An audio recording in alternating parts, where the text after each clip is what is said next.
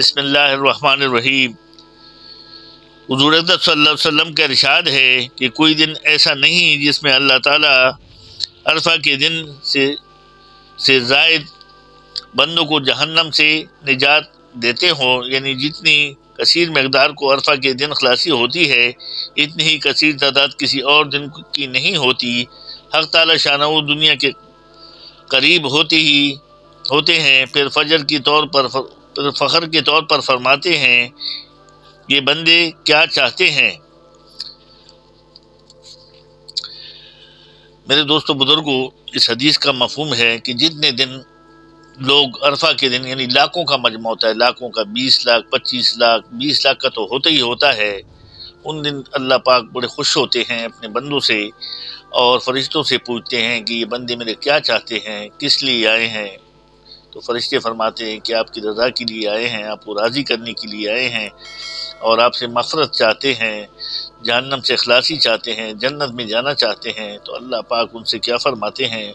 فائدے میں بھی آپ کے سامنے یہ بات آئے گی۔ فائدے میں شیخ لکھتے ہیں اللہ جل شانہ کا قریب ہونا یا نیچے کی آسمان پر اترنا، اس قسم کے جو مضامین ذکر کیے گئے ہیں ان کی اصل حقیقت تو اللہ جل شانہ کو معلوم ہے کہ وہ ہر وقت قریب ہے، اترنے چڑھنے کی ظاہری معنی سے بالا تر ہے۔ علماء اس قسم کے مضامین کو رحمت خاصہ کے قریب ہونے سے تعبیر فرماتے ہیں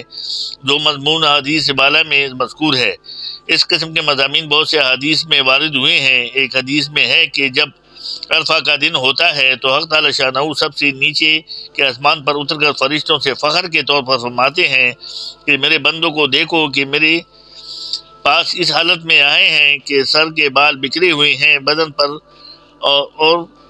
کپڑوں پر سفر کی وجہ سے غبار پڑا ہوا ہے، لبیک اللہم لبیک کا شور ہے، دور دور سے چل کر آئے ہیں، میں تمہیں گواہ بناتا ہوں کہ میں نے ان کے گناہ معاف کر دیے۔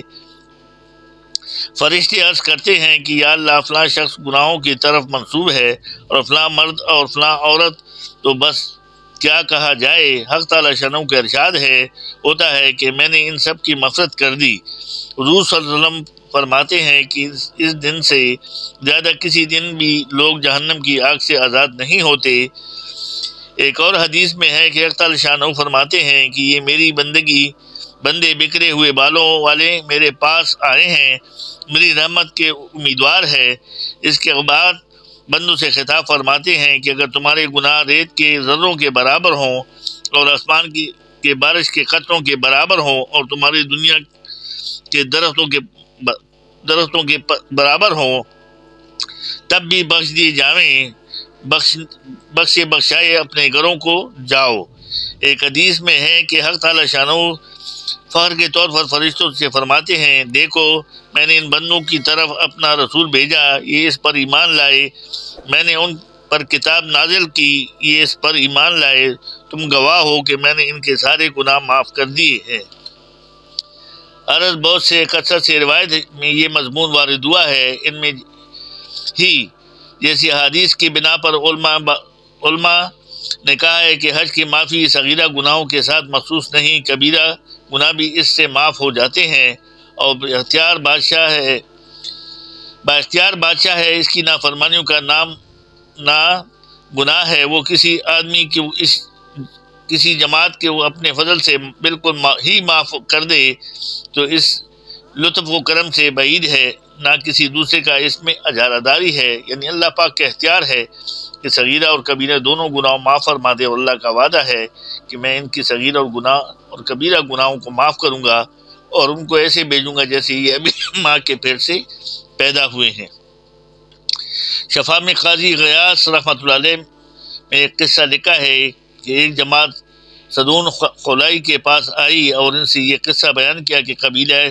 قطامہ کے لوگوں نے ایک آدمی کو قتل کیا اور اس کو آگ میں جلانا چاہا۔ رات بھر اس پر آگ جلاتے رہے مگر آگ نے اس پر ذرا بھی اثر نہ کیا، بدن ویسے ہی سفید رہا۔ صدون رحمۃ اللہ نے فرمایا کہ شاید اس شہید نے 3 حج کیے ہوں۔ لوگوں نے کہا کہ جی ہاں 3 حج کیے ہیں۔ صدون نے کہا کہ مجھے یہ حدیث پہنچی ہے کہ جس شخص نے ایک حج کیا اس نے اپنا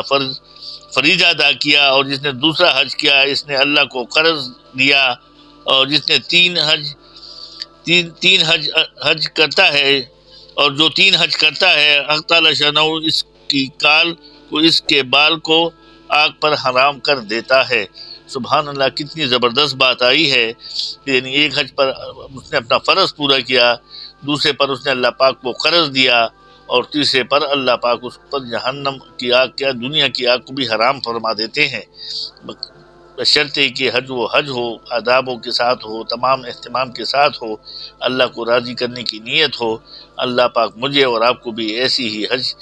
کرنے کی توفیق عطا فرمائیں۔ صدق اللہ مولانا العلی العظیم۔